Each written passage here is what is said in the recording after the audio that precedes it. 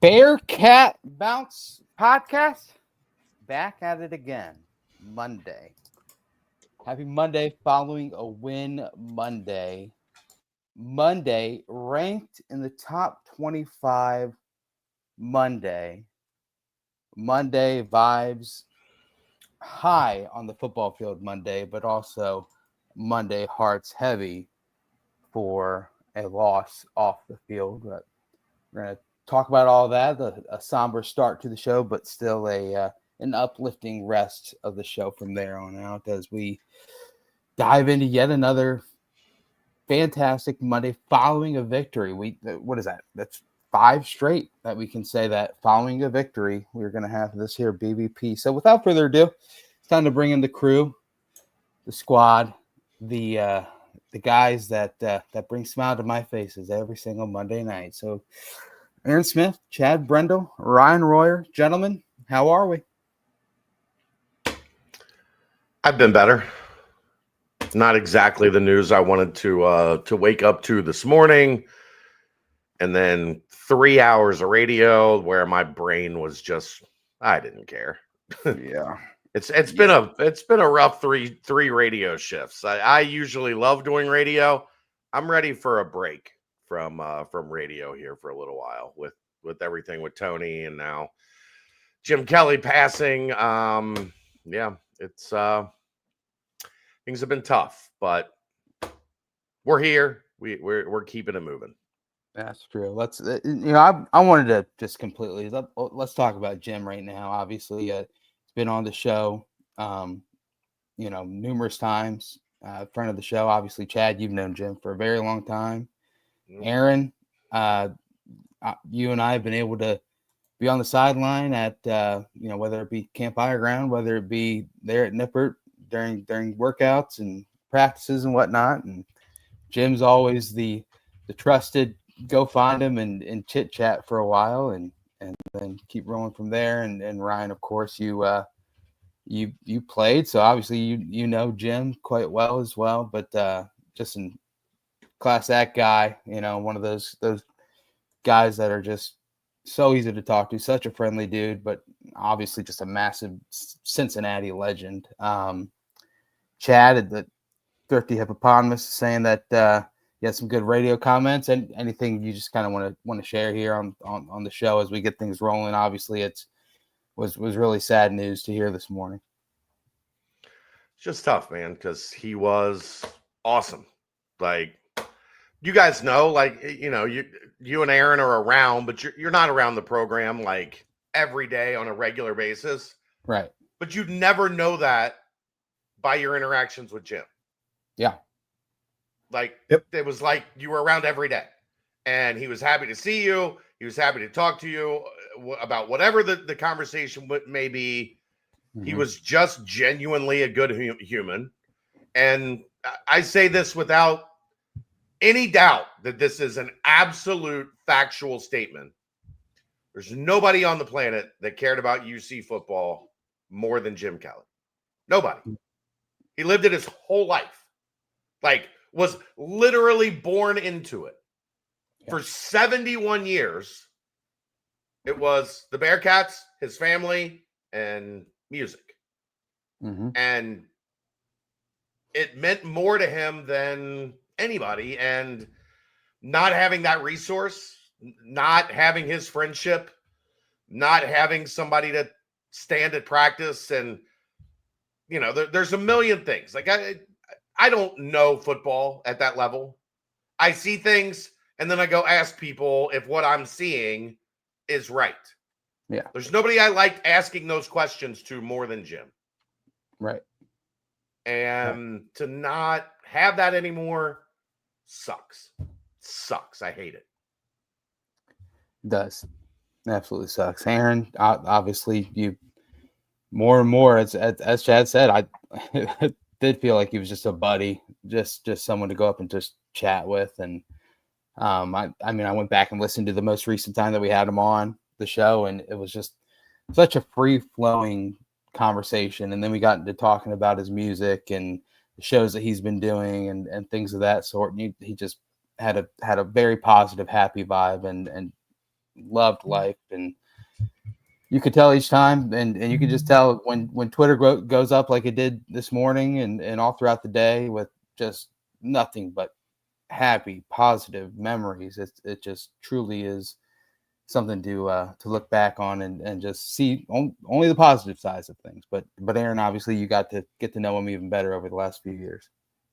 Yeah, the funny thing is, like, not funny, I guess. I don't know. Just nobody has a negative thing to say about him at any point in time, not just today, but at any juncture. There was he just exuded positivity about the city, about the program, and about everything. His family, like, you could talk to him about anything, and he would find the positive side to it.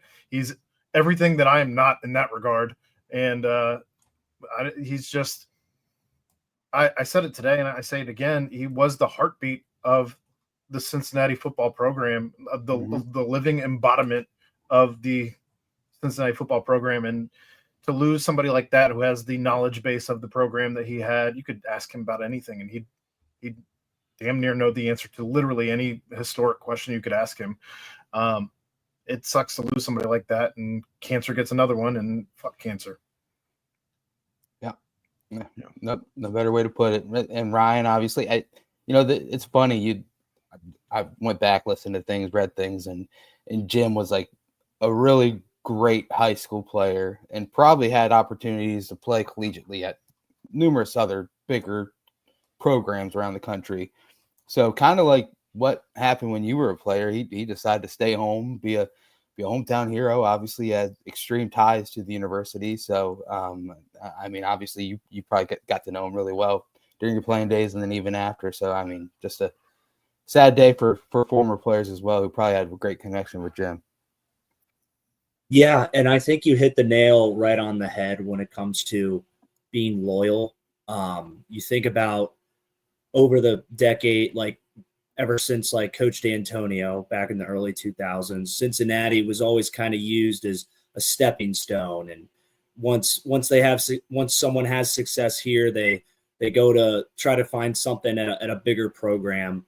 But you look at a guy like Jim, who grew up around Cincinnati football, chose to play Cincinnati football, has been doing the color commentary for radio through the biggest moments and also through the toughest moments, but just a mainstay, a beacon of what being a Bearcat is, being loyal. And, like I just remember when Sauce Gardner had that pick six and the radio call, you hear Jim Kelly in the background just screaming over Bear.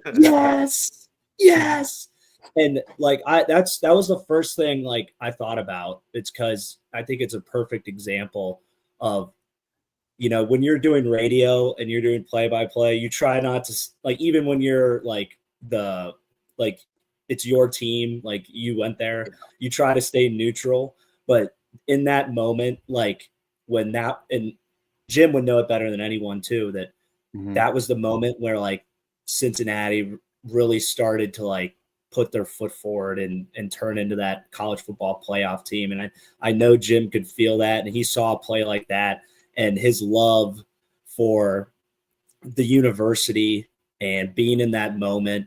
I mean, all the professionalism of being like a play-by-play guy goes out the window, because that's how much he loves the university, and his whole resume speaks to that. So just not having him, in the booth around, it's a huge loss, because he is the perfect embodiment of what being a Bearcat is through and through, playing and, being around the program and being such a big importance, off the field. So gonna miss him a lot. He's everything it is to be a Bearcat. So rest in peace, Jim. We're gonna miss you. It's pretty awesome that I mean, he loves Cincinnati football, obviously, and the fact that no one's gonna lie, the last 2 years have sucked. They've been tough, and now in his last couple of weeks, you see 2 massive wins back to back. You getting ranked. It's obviously a small thing, but it's happiness towards the one thing that he truly loves, on top of everything else that he had big cares for. So that's just a small anecdote that's pretty cool. But yeah, I mean, I just randomly 2021, the college football playoff game, saw him at Texas Live, just having a good time, and it's the day before the game, and he was just a good old dude, man. And I love that we did talk about music with him in the last pod that he was on here. Aaron, you were the one that actually asked about it, if he had any shows coming up or that he's done any shows over the summer. So you could tell that's another passion that he had, and yeah, it was cool to go down a little happy hole with him. So yeah, he was great guy. Definitely was more than friendly to us that were there sporadically, and definitely treated us like we were as big as everyone else that was present. So shouts to Jim Kelly Jr., man. Great guy. Happy that we got to get those connections. But yeah, Royer, you mentioned that because there was a question in the mailbag asking like our favorite radio call, and that's definitely got to be one of them at the top. Dan Horde, tweeted that he had a record-setting 33 fist pumps as Sauce got into the end zone. So just a true warrior. I mean, golly, and I'm all for the homer side of things. If you're the team color guy, just lay into it.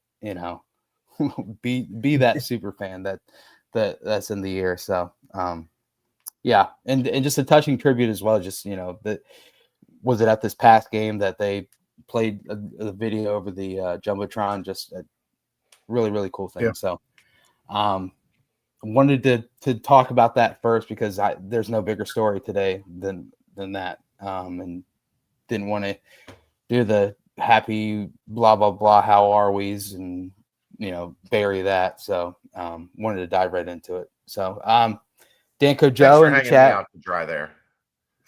What? Thanks for hanging me out to dry. I had to do it, and then you saved everybody else. The first how are we? Oh yeah, I mean yeah, I know.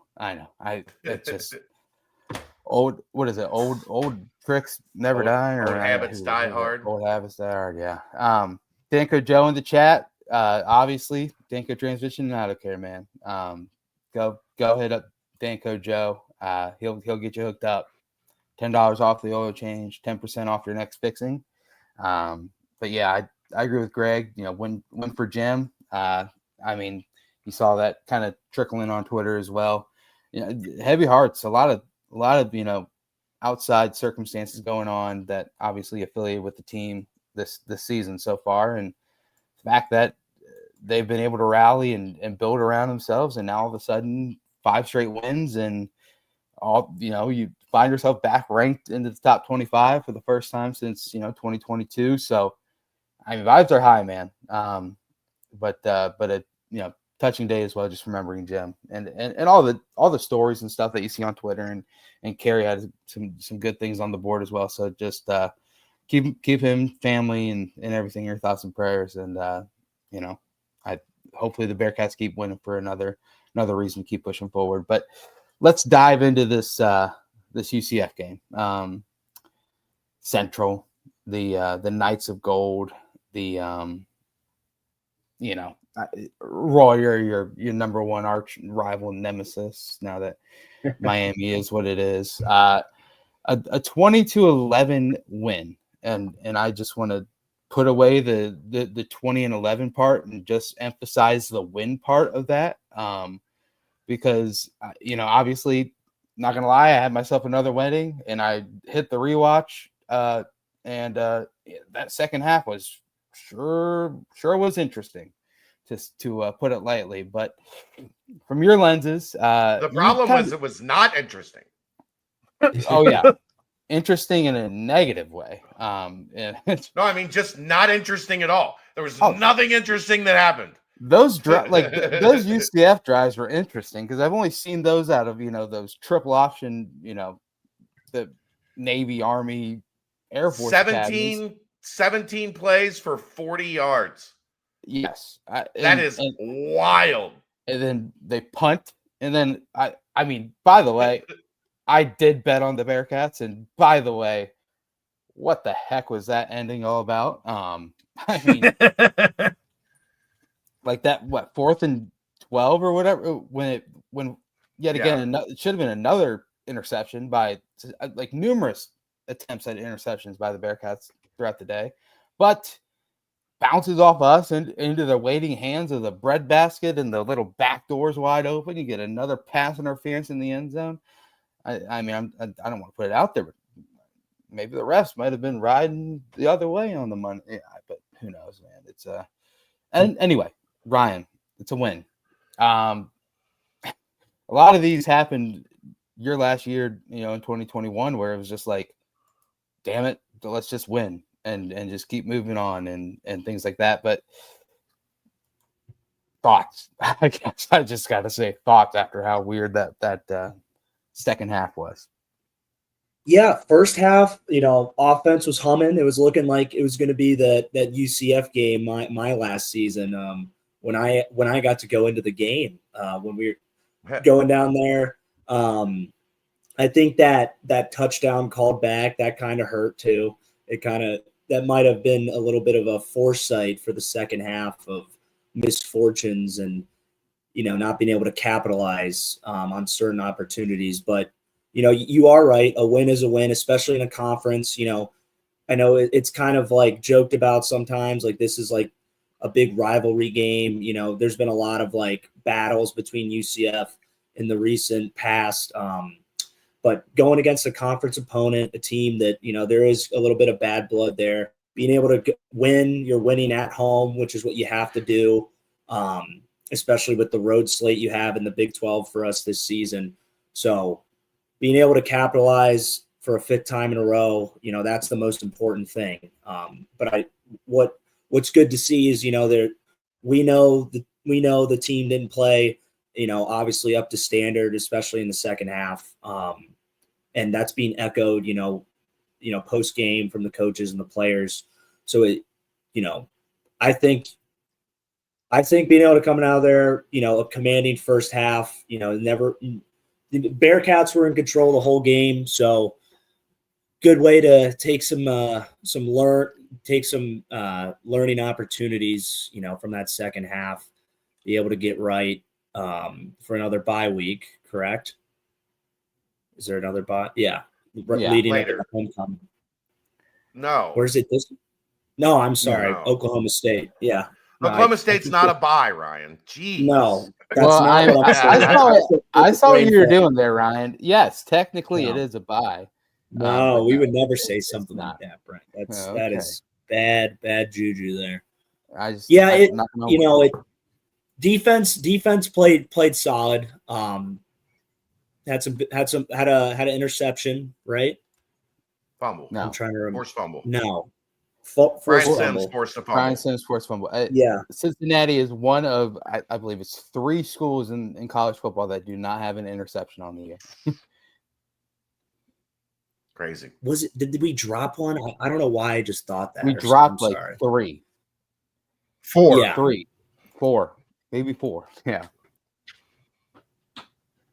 Yeah, I mean, all in all, a win at home against a semi-rival in conference, they got the job done. But I'm confident in like the way this team, handled the post game, the way they've been handling the season, that, they're going to take this win and learn from it. It's always easier to learn from a win, rather than losing. They were able to, stay in the win column and win, even though it wasn't pretty. So being able to get those things right, go up against a struggling Oklahoma State team, then heading in, the toughest 5-game slate I think we've had in a long, long time. So it's all right for us. Took care of business. Just got to correct some of those mistakes. Yeah. And I mean, obviously just the weird parts of the second half. And I mean, we'll break it down a little bit more, but obviously UCF is considered a rival. The Bearcats now just took the series lead 6-5, even though it's a short-lived series. I'm sure UCF went into it with a little extra juice, and they have a good defense. You could tell by that. Offensively, their quarterback was, I mean, played pretty doggone well, gutsy, I would say. Just a weird game. Aaron, you were absent from the aftermath. Didn't get to hear your lovely pipes through my headphones at the on a flight home last night. So let's hear your breakdown of the game.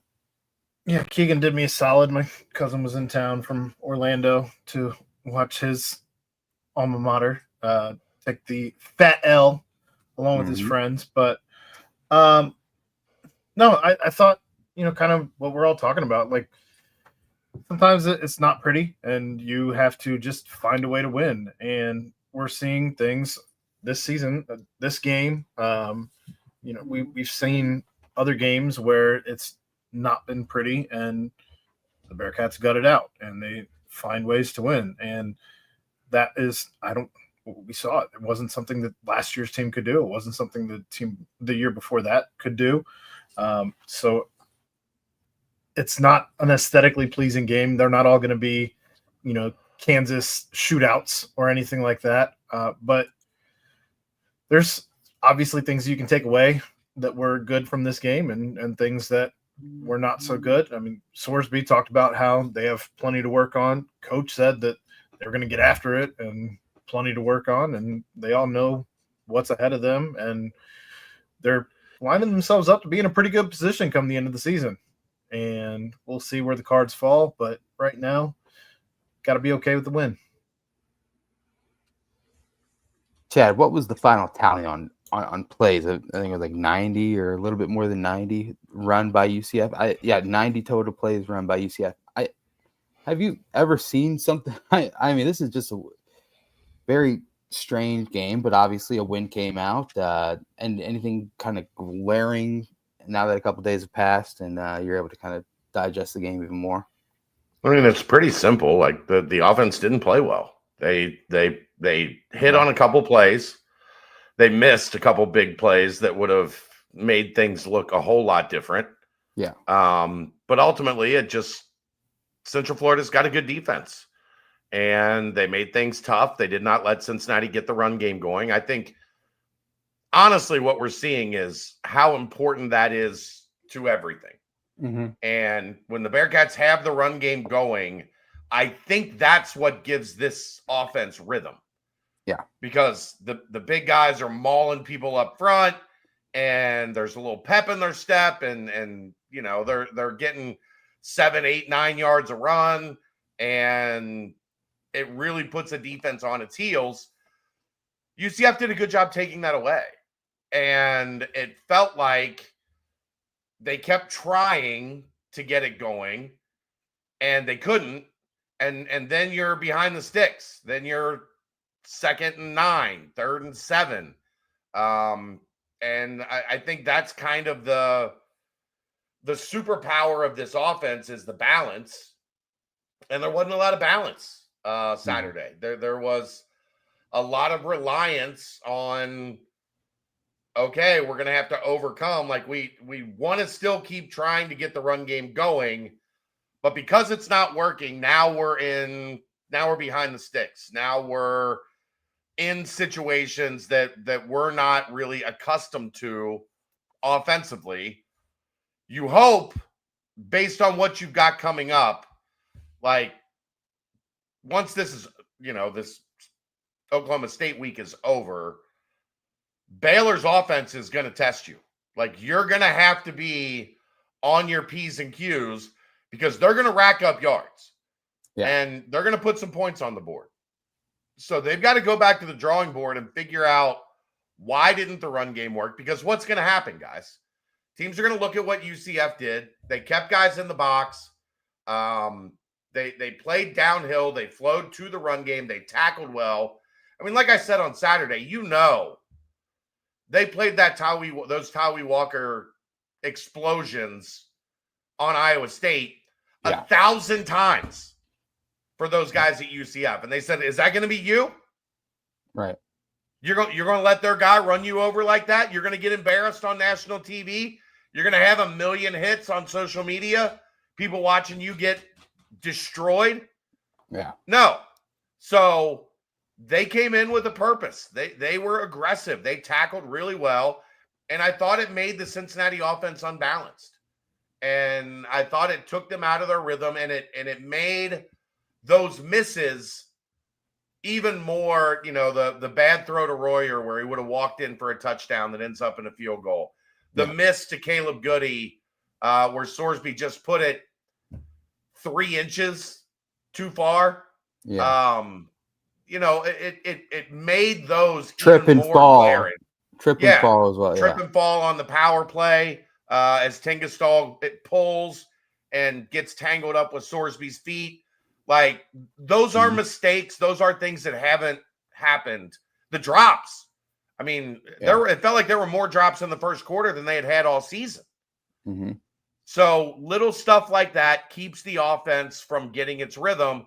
And I think a lot of it was just because they couldn't force the issue with the run game. They couldn't force the issue with Pryor and Walker to really get UCF out of what they wanted to do or who they wanted to be that day. And it kind of snowballed a little bit. But I think the good news is those opportunities were still there. Yeah. Those plays were still there to be made. They didn't make them on this day, but it wasn't like they were completely stymied and couldn't get anything going. They just didn't complete some of the stuff that they have been executing at a really high level so far this season. So as long as this is a blip, I don't stress it too much.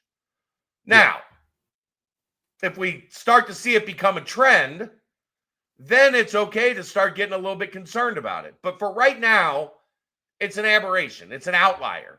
And outliers happen throughout a season. Like, this team is not good enough and talented enough to go out there and be perfect every week. Some weeks you're not going to be at your best. The key is, in those weeks that you're not your best, you still go out, you do what you got to do, you get a win, and you keep the sticks moving. And they did that. So there's plenty to look at and go, okay, this needs to be addressed. This needs to be corrected. But I don't think there's really anything that jumps out as like, oh my God, this is alarming. And things are going in the wrong direction. I agree. You mentioned how UCF wanted to kind of respond to that film they watched from Iowa State. I kind of felt that a good solid defense from UCF, their scheme seemed to be, hey, we need to stop the run and we need to just eliminate big plays. We still were able to have a couple good pops, that Royer long catch, the Caldwell long touchdown. But for the most part, I felt like UCF just kind of did what they were wanting to do for that game. It's, hey, you can't let these guys run for 5, 6, 7 yards of carry all game. And I think they had the personnel, especially up front, like we mentioned before the game, to feel confident in their game plan, to be able to, slow down the run game. It's exactly what they did. And if you look at it, you only run 17 plays in the second half is what we had. It's crazy. It's because that's kind of how it is if you can't run the ball on first down and put yourself in a good position to put the defense in a spot where they can't overcommit to either call, whether it be a run or pass. So if 2nd and 9, well, we can try to catch them off guard with a run, but if they're doing a good job, stopping that run game, it kind of just makes us pretty one-dimensional. And you kind of saw that. That's what you get with 3 and outs, because UCF's in a good spot. They have a good expectation about what we're going to call, and they were playing good, solid defense over the top. So I would have liked to see a little bit more execution from like that intermediate passing game, trying to combat like eliminate big plays, eliminate the run. Like, let's get some play action running, getting Cyrus Allen and going across the middle or to the sideline. But we weren't, like you said, we weren't really able to kind of execute on that. But, like you said, it's better to have these moments and win against, it's not like UCF's not a terrible football team. It's not like we're just going to roll the helmet out there and like we were against like the Demons or against Bowling Green, where we're just like clearly better at every position across the field and we can go out and just make things happen and win. So it's a good learning moment, and everything about this team makes me feel that they're eager and willing to learn. And I feel like they've gotten better every week, no matter the circumstance. If they play well, they were able to go out and improve upon that certain aspects of their game that they weren't playing well in, even though they were able to win. And, you know, being able to go step up on 2 big stages at Kansas, at Iowa State, or at Kansas, home against Iowa State. I felt like they improved after both of those games. So, you know, it's like you said, they can't be perfect. So, but I have every bit of confidence that they're going to improve and learn upon, and, you know, go out and execute. More momentum built up against a team that's struggling mightily right now, because you need all the Pistons firing for that Baylor game, because you got to have wind in the sails to go through that gauntlet that's ahead of us. So hopefully the mistakes and the bad football, we can put it behind us and, you know, get things corrected moving forward. I believe they will. It like you said, 17 plays in second half. It attempted 6 passes. There were 6 passes that Sorsby attempted in the second half. You know, Chad and all of us, we've mentioned how it just really, like, Sorsby's kind of a rhythm guy. Once he gets in that rhythm, you know, he's able to go. You know, luckily one of the 6 passes was that long one to Royer, where, you know, I thought he was going to make it, but, you know, he was able to get chopped down from behind. It just was just one of those games where you don't have enough opportunities in the second half to get that, you know, that rhythm going to produce anything like that. It's just crazy looking at, you know, the QB progression on Stat Broadcast right now, and like you just scroll a tiny bit and you go through all of Sorsby stats. Then you got to keep scrolling to go all the way at the end of Cam Fancher stats. It's just it was just a strange game.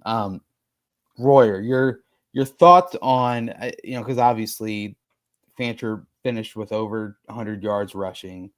It seemed like a lot of those rushes were just when pocket kind of collapses, and good, you know, coverage probably by the defensive backfield for the Bearcats as well. And then he's able to just find a little crease and pick up 7-8 yards. And he did that a handful of times, did get sacked twice. So probably not something to be too alarmed about, but Cam Fancher, he's like, what, technically the 3rd string UCF quarterback if everyone was healthy, and he was able to kind of, you know, get it done with his legs a little bit, and did throw a bunch of passes and only finished with, you know, what, 30 more yards than Sorsby. But kind of an interesting thing where he picked up a lot of yards on the ground, just finding small creases and excelling in that way. Yeah, I was impressed with him, especially like you mentioned, him being, you know, the roster's 3rd string. He even, obviously, he was pretty athletic back there. I think he took advantage a lot of the time. It looked like he was able to recognize pretty quick, you know, 3-man front. All right, they're not sending a backer. I didn't feel like I felt like we should have countered a little bit, maybe utilized a spy a little bit more in the second half, when I kind of felt like they were really relying on him just kind of running around there and just making a play. You know, I also felt there were multiple times where we ran some sort of a stunt up to one end, and I don't know if there's a miscommunication or just an error by our opposite side DN, and you have that DN and Dante hip to hip, and there's essentially nobody on the opposite side of the line of scrimmage. It just makes it, hey, if I'm counting to 3 seconds back there as a quarterback, I'm pretty confident that if I can just run, there's enough space out there that I'm going to be able to get 5, 6, 7 yards before I even get touched.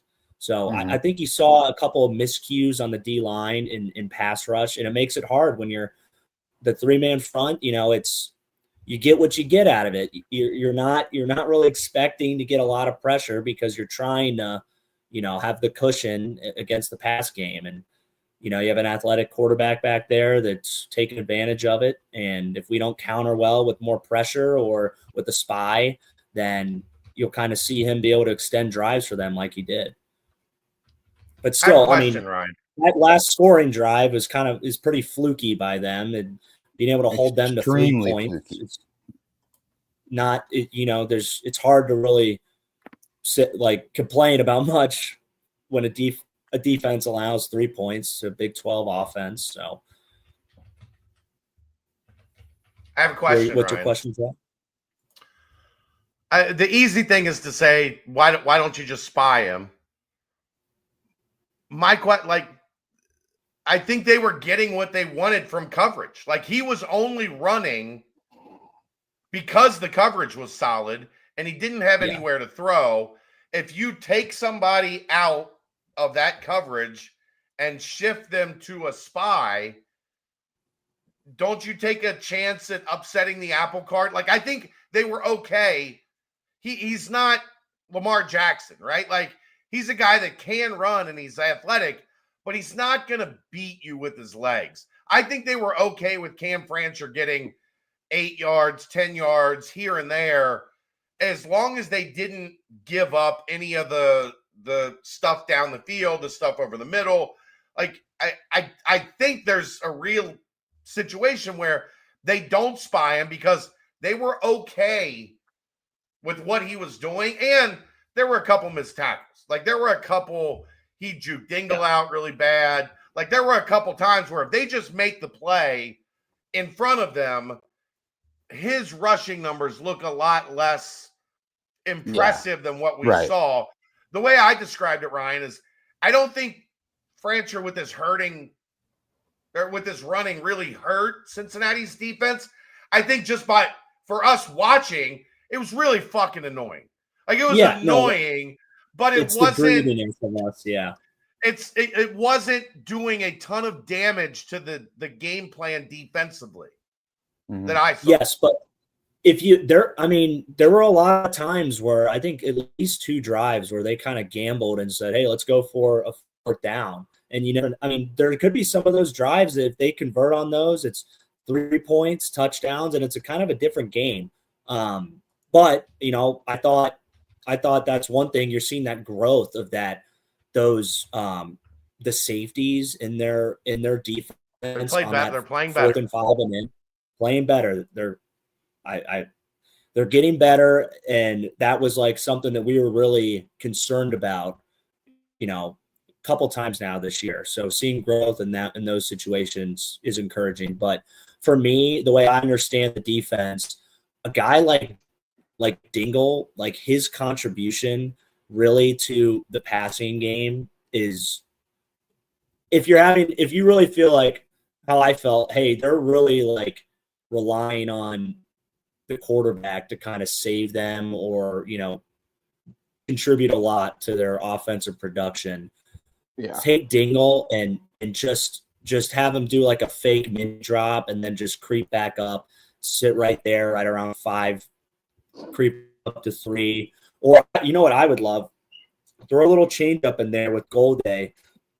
Have him you can either be on the line of scrimmage and do a little pop out, then pop out to his, like he's going out to his hook or his flat, and then pop right back over for a spy, have his athletic ability just be able to track him down, just to give him a wrinkle, something that could say, hey, you motherfuckers aren't going to keep just relying on him to bail you out on some of these drives. And we're either going to put one of our best athletes on defense to, go get a sack, because Jake Golday unblocked in a spy position.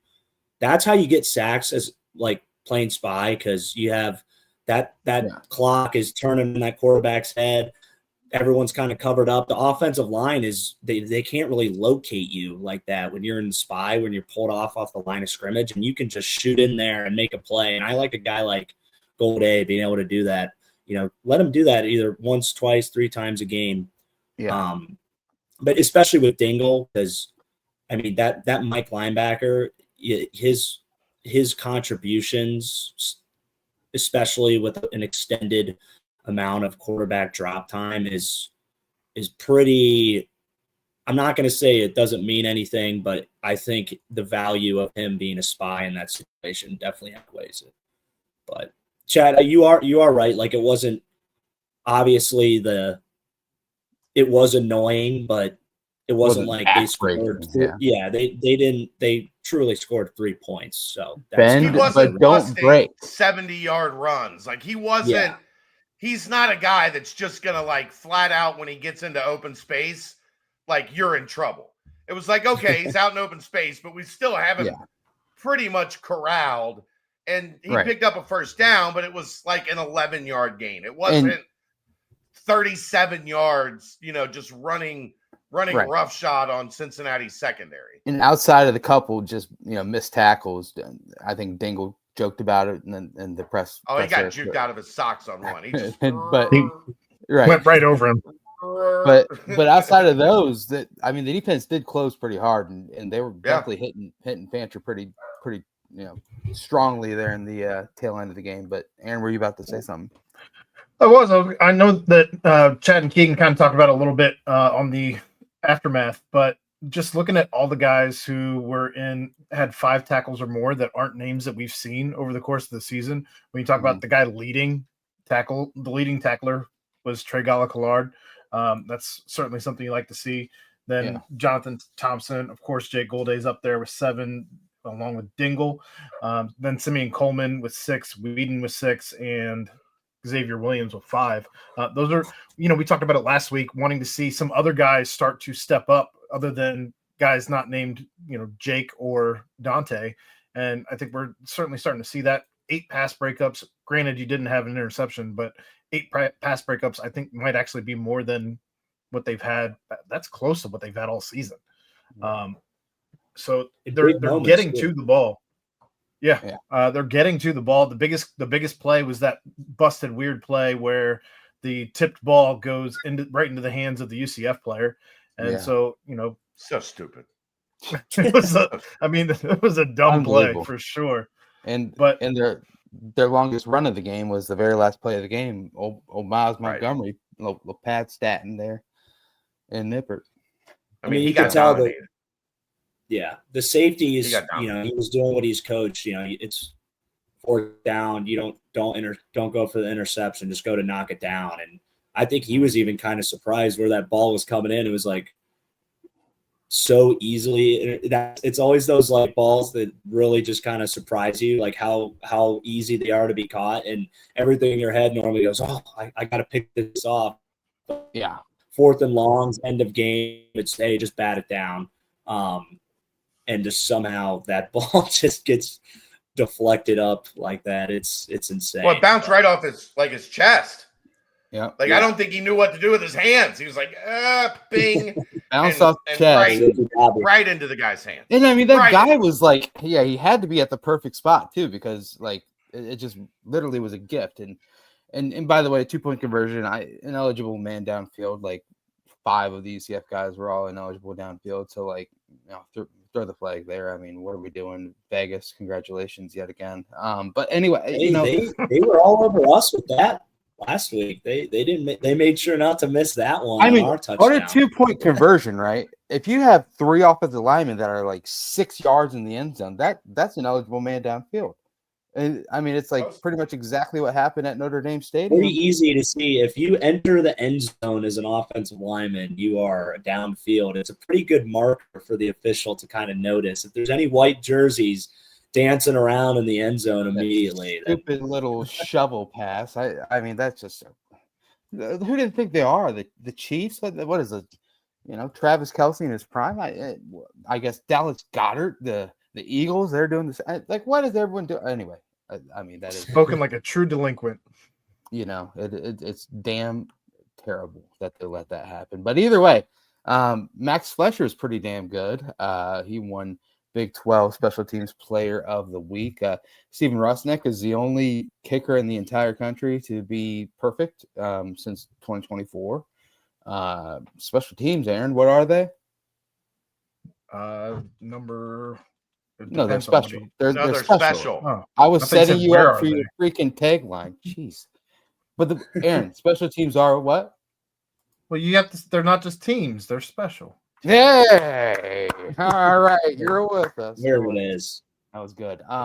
Yeah, I mean, obviously they're doing a bang up job. I don't know. I feel like a lot of this game as well is something where you get up early I mean, 17-3, and you kind of just, Ryan, you've been a player before, where like you just have that feeling of like, all right, we're better than these guys. That like we just scored 2 touchdowns and a field goal pretty quick. We're driving the ball on them. Like that second half has just got to be just a freaking just bear to just get through. I mean, they had 18 third down attempts.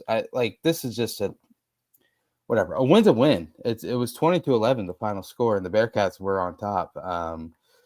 I mean, I do want to talk about receivers because Cyrus Allen goes out and has, what was it, a 12-catch game earlier in the year, that two games ago against Kansas, and then now you're just seeing all of these, the depth of weapons. I mean, Jeff Caldwell looked like he was going to have his career day, and of course, it seems like Royer continues to have a big catch or two each game. Depth at wide receiver is, I think, a luxury to have. I don't know. Has anyone really popped off the page for you guys there? I think Isaiah Johnson, every time he touches it, seems to be pretty electric. But I kind of I'm a big Noah Jennings guy. I'm a big Noah Jennings guy. And did it not kind of seem like Sorsby was looking for Jennings like intently a little bit, early in the game? Yeah. Yeah. So, probably kind of like that defensive backfield. The more games, the more cohesion under the belt, and the more trust you have with certain guys. So. Brandon, it's also like we talked about, like a guy like Cyrus has 12 catches, and now everybody's got to pay extra attention to Cyrus Allen. Sorsby's dialing in on him. He's keying in on him. We got to pay extra attention to him. Yep. Now Caldwell's open, and now Jennings is open. Now maybe you get a little bit of extra room for Royer that you didn't have early in the season. So that's the nice part about having weapons. Yep. Is that next week, guess what? Oklahoma State's we got to stop this Caldwell dude. Like, he goes out there and gets 2 touchdown catches. Cincinnati's looking for him. So maybe we're going to have a safety shading that way over the top to stop him from getting to Caldwell. That's the beauty of having 5-6 guys that you can put out on the field at any time that can make a defense pay. And then you leave a defensive coordinator with choices to make. Who are we going to roll coverage to? Who are we going to try to take away? Then Sorsby has to be cognizant, read the coverage, find the open guy. So far, he's been really good at that. I don't think that was the problem Saturday. I think it was the execution. Yeah. Yeah. I would have liked, I don't think a guy like Cyrus Allen should ever have 1 catch, no matter what. I would have liked to see them try to go to him on those third downs in the second half, just to try, because he's our best, get open guy, especially after that first drive going 3 and out. I would have made more of a conscious effort to try to get him in a scenario, or, put the defense in a place where they have to, really hone in on him in those like third and mediums. That way, it's all right, we're going to him.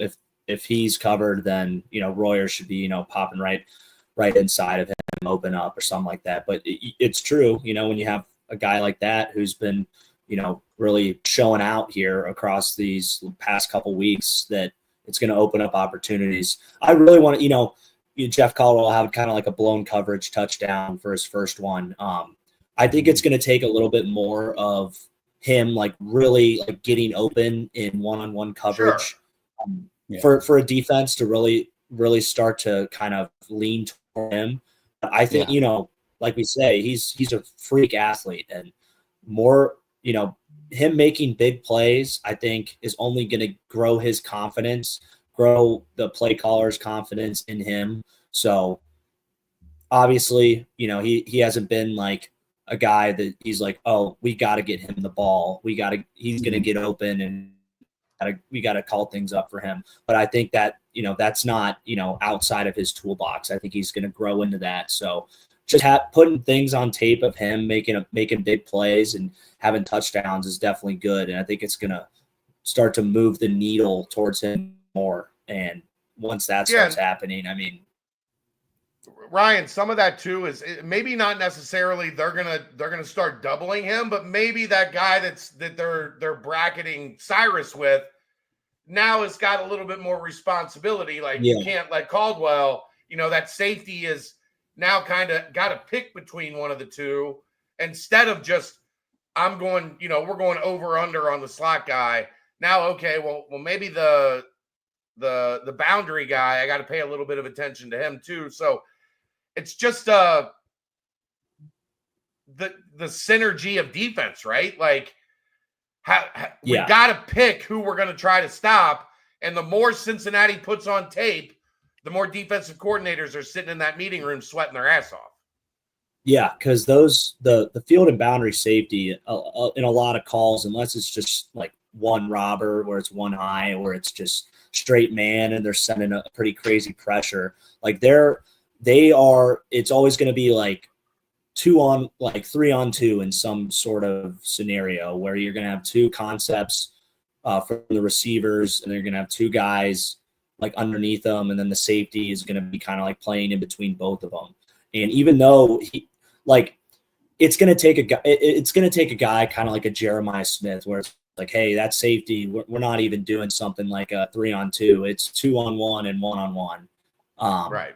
So I don't ever expect that out of Jeff Caldwell, but the more plays you make, even though the coaches aren't going to say, hey, like start shading your coverage like more inside to him or adjust your alignment more to him, but that like the coaches are going to be telling him like, hey, like this guy's been making some plays, like make sure like you got your eye on him, and you might not be able to pick up on like a direct change of call or alignment, but that's going to be in the back of that safety's head. And right. So just another what I would thing like in to their see mind is to think of, yeah. You should always, like whether it's Caldwell or Jennings, they should always be opposite of Cyrus Allen. And then you could just pick and place Royer to either side, and that's how you're really saying Goody streaking Goody over the top of Allen. Yeah. Because Goody takes that safety with him.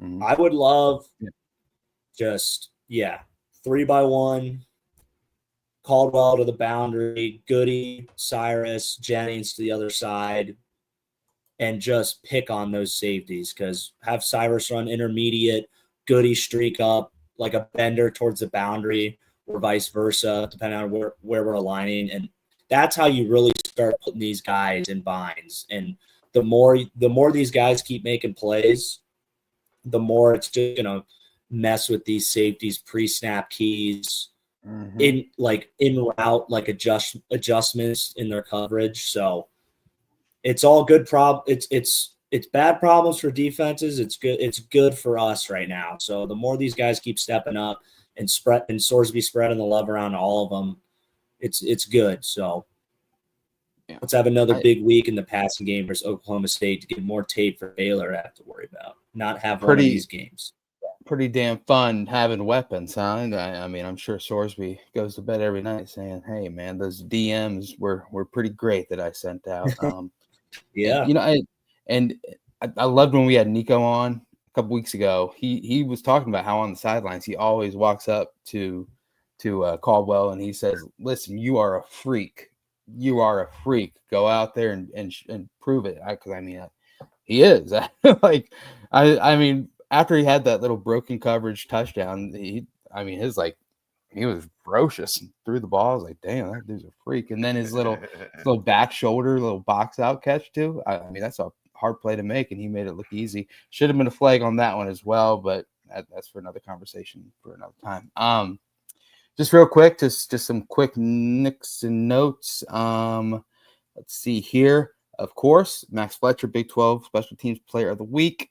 There was a tweet out there by Mike Renner saying Jake Golday is pretty much a lock to be a top 75 draft pick. There we go. Now there was a question I think Natty Ron's asking about if the O-line is actually legit. How about this? Yes. The only team in all college football, literally the only team. There's 36, 100 and something like that. Teams in college football. They are the only team to only allow one sack all season. Oregon, obviously, just let up a bunch to the old Indiana Hoosiers. this past weekend. So the only sometimes you have a bad day. That is the truth. And then I think they're one of 6 teams in college football to be perfect in the red zone on the year, and they're second behind Memphis, who's undefeated, just hopped to they're in the top 25 as well. And touchdowns scored in the red zone with that perfect rating as well. So things are clicking, man. Like Ryan said, let's go over there to Oklahoma State. You know, the coolest thing about Oklahoma State, you guys see that little viral video, the t-shirt guy? T-shirt. Yeah. Unbelievable. Like videos like that is why I love college football. It's like, give me that 100 times out of 100. Like hilarious. So hopefully they have a big thing about that. So we have a little aside topic, because I mean, Cincinnati is 22.5-point favorites right now on the road in Oklahoma State. I believe they've got a wide receiver still at quarterback for them, the initial depth chart that they've released for this upcoming week. But he did play quarterback at his previous stops before transferring to OK State. But hey, Chad and Dave will dive into that more leading into to the game this weekend. So anything more on this one, guys, or shall we hop into the riffing? I think we have put every possible bow we could between the 4 shows. Let's talk about Scott Frost. What are your? As I told the UCF fans that paid all that money to sit in those boxes, I'm really pulling for Scott Frost to have his second winning season as a head coach. Good luck. You guys are going to need it. He is now 2-1 against the Bearcats. So let's hope we can continue that positive momentum. There we go. All right. That timestamp brought to you by Quick Paper Supply, your local and family-owned restaurant supply company for all your non-food products. They service over 150 restaurants with weekly, low minimum next-day deliveries. They provide a wide range of food service products, from to-go containers, cups, custom printed products, eco-friendly, and much more. They also have cleaning and restroom supplies for all your janitorial needs. Call Nick 513-47-2029 and reference Bearcats for 20% off your first month of purchases. Boom. Ryan, let's riff, brother. Brother. We were talking receivers, so let's do a little receiver question to start out. By the end of the season, who do you think is going to be a larger producer, Noah Jennings or Jeff Caldwell? I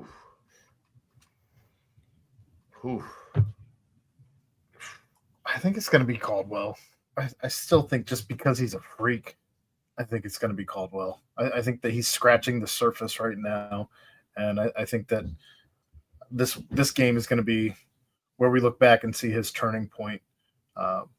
And kind of see him really start to take off, because I think that he is not there. There's not many people built the way he is built. Yeah. Rest of the way is an interesting way to put it, because as we mentioned, Jennings got the first couple of looks. He had 3 targets on the day though, and I believe like 2 of them came in that first couple drives. So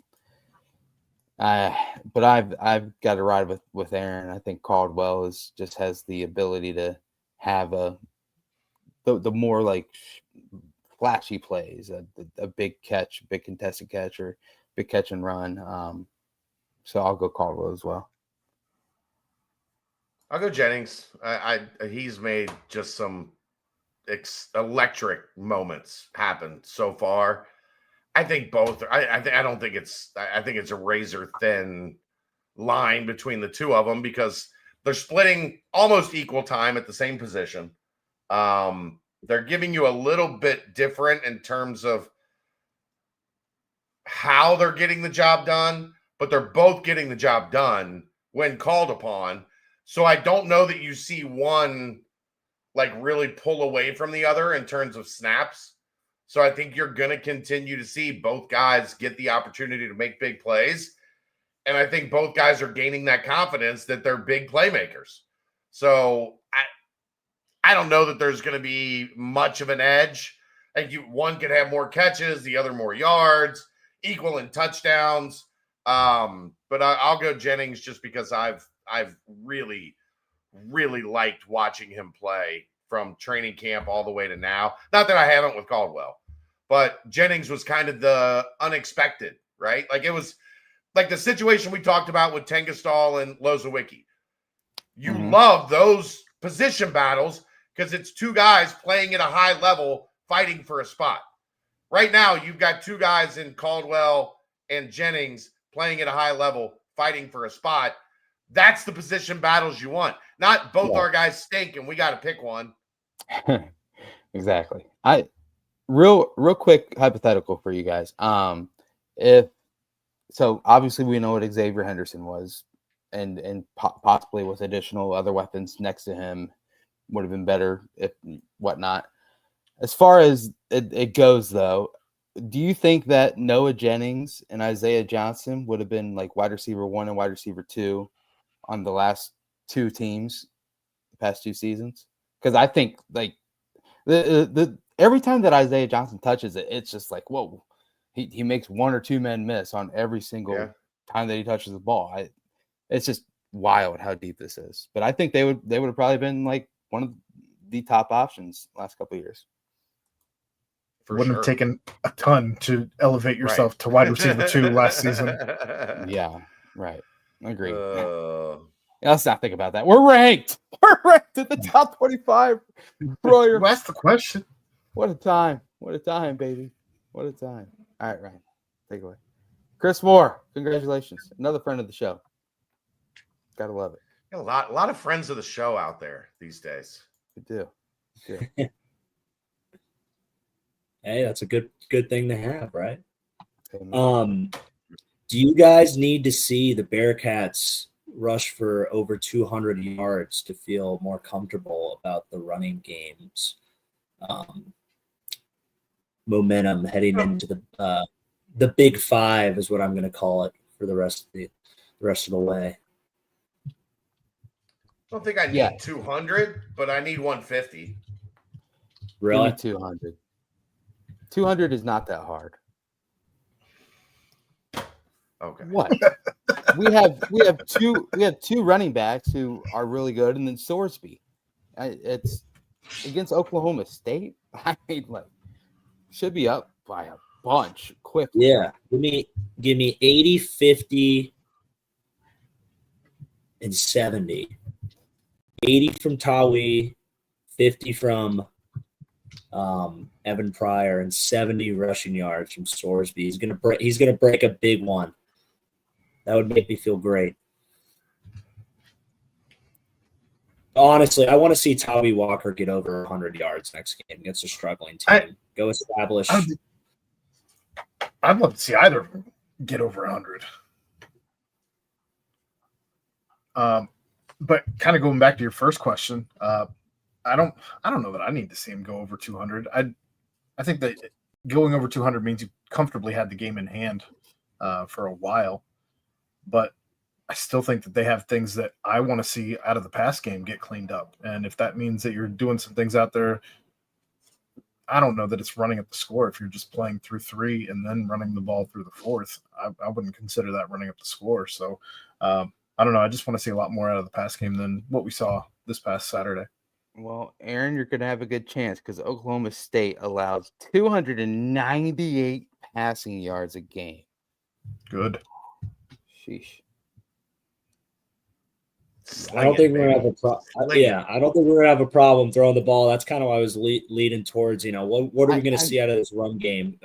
A kind of a response back from a down game. Baylor 393, Arizona 433, Houston 319. So I mean, just pour it on, baby. But Oregon did rush for 312 yards against this team.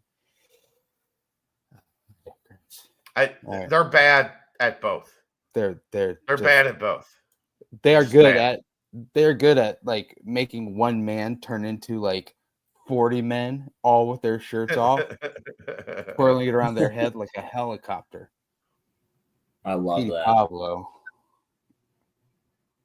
All right, last question. Lines right around, what is it, 22.5, you said, Brent? Yeah. currently. Are you satisfied with a 28-10 victory? Or do you kind of feel the same way you felt this week?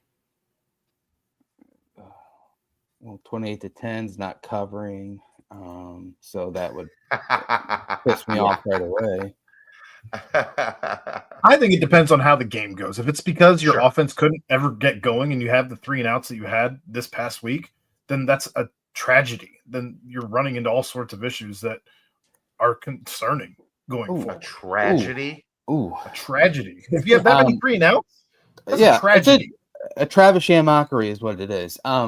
So quick though, do you guys? I actually meant to ask this during our little diatribe earlier, but do you think that this team has somewhat of an issue of like not being able to finish things out or play with a lead? Because obviously they haven't really had that luxury. But I mean, Bowling Green, you saw it. Saw it again against Iowa State, and then again this past week, where it's just like something. I don't know if it happens or what it is, but get a lead early, and then they kind of struggle playing with that lead, if you know what I'm saying. You start to see laundry when they got a lead. Yeah, that's been a big part of it. I mean, Iowa State, 7 flags in a row?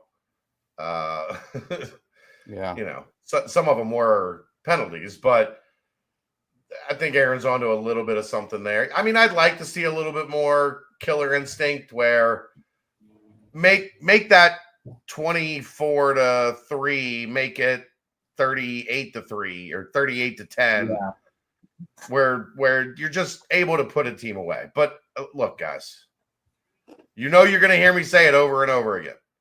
Winning is hard. Yeah. Like I'm not. We'll talk about what we think on the wins and losses the same, but I'm not overly concerned if the team is still going out there and winning. Yeah. Each game is its own separate entity. It's going to look different if you're playing a really good team. Why? Because you're probably not going to be up by 3-4 scores. Yeah. And changing your game plan and trying to grind the other team out and get across the finish line with a win. So I'm not going to stress too much about it.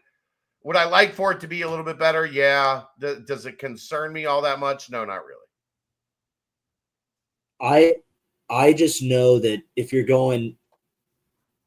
playing against 2 lesser opponents, in comparison to the Big 5, you want to play well. You want to play clean. You want to play well. You want to play hard from the start. Not have any big miscues. Not get too comfortable, because that those 5 weeks are going to hit you like a truck. No matter if you're playing, if you're playing well, it's going to be a shock back to the system. Going against high quality opponents. So you want to have all your T's, all your I's, everything going well. Because I mean, if you go beat Oklahoma State by 14 points, doesn't feel that great, but yes, it's a win. But you got to be under the understanding that you got to be clicking, ready to roll against Baylor, and then same thing the week after. Repeat that over 4 more times. So it's you're right. I mean, you're playing in the Big 12. You're playing against, even when a team's struggling, they still have good athletes. Even if they don't have a head coach, those coaches are they're still there for a reason. They're gonna try to put their players in a good spot and not just roll over for you against you, because they're all coaching for their jobs and all that stuff. So, I mean, I saw a good UC team make Holton Ahlers look like Tom Brady one night. Yeah. So. Right. Oh my God. I also saw a really good UC team allow a number 44 for Tulsa, bully them around like he was the biggest, badass on the block. You remember that guy, Ryan? That guy, remember. He was the worst. But hey, Dude. You know what? 8 straight stops right on the goal line, Shouts to Dez for fumbling and saying, "All right, we want to go. We want 4 more. Let's go." I think that's why he did it. So yeah. Yeah. But either way, a win's a win. I mean, shoot. I keep on bringing up 2021, but what? Navy, Tulane, Tulsa, just freaking win and get it rolling. So, you got one more for us, though, Ryan? That one? You know how it goes, Brent. Why don't you segue right in? Hey, you know what, Ryan? We texted all week long, and you were like, dude, why do I kind of like IU? Like, why do I kind of like the Hoosiers, dude? And I was like, I don't know. I mean, I went there to school, and you were like, oh, that's why, because I love you, brother. You're the man. And I was like, yeah, I feel you.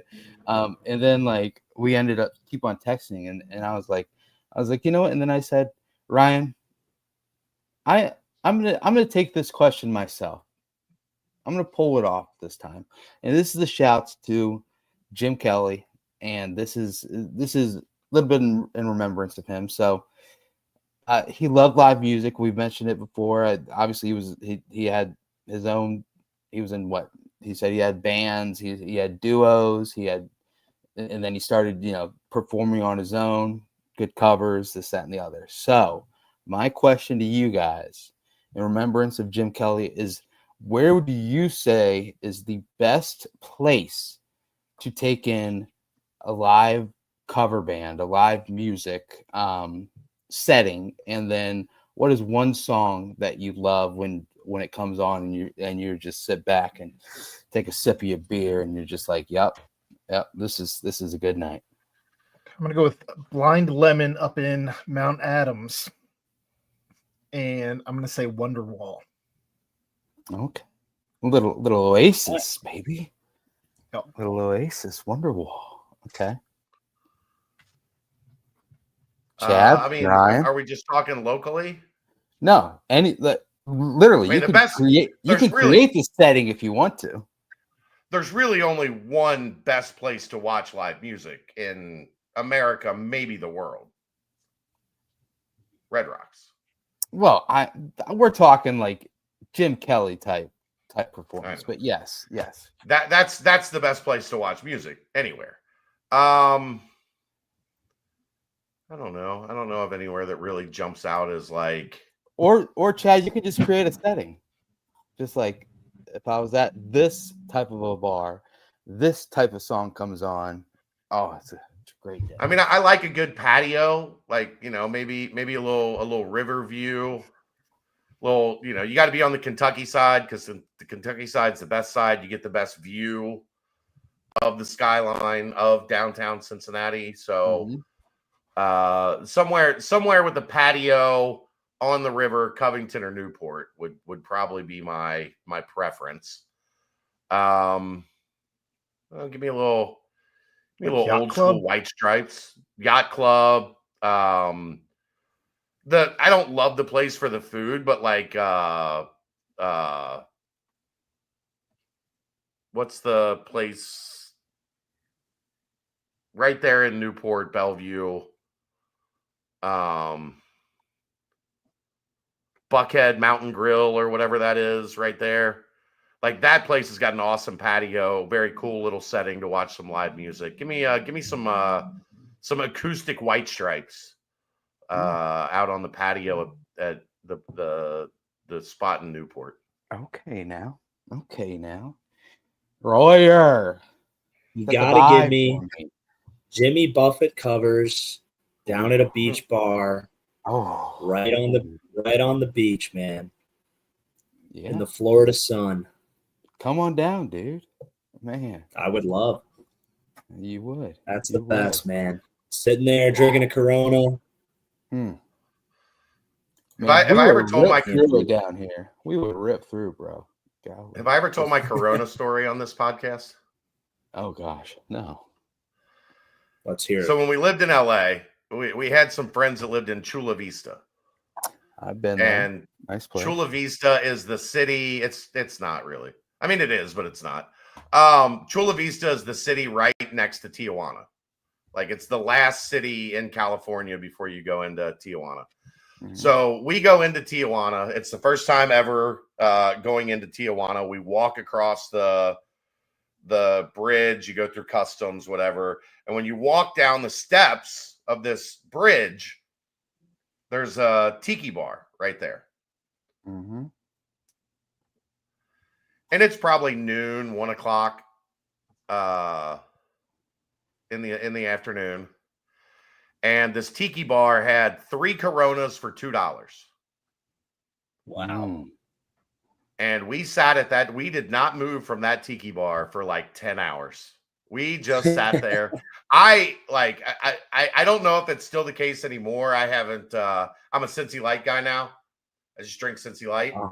Live in the Cincy Light Studios. Very nice. Live from the Cincy Light Studios. I just drink Cincy Lights now, so I haven't had Coronas in a while. But when I was younger, I could drink 1,000 Coronas. Boom. Like Coronas, I was invincible to Coronas. They didn't do anything to me.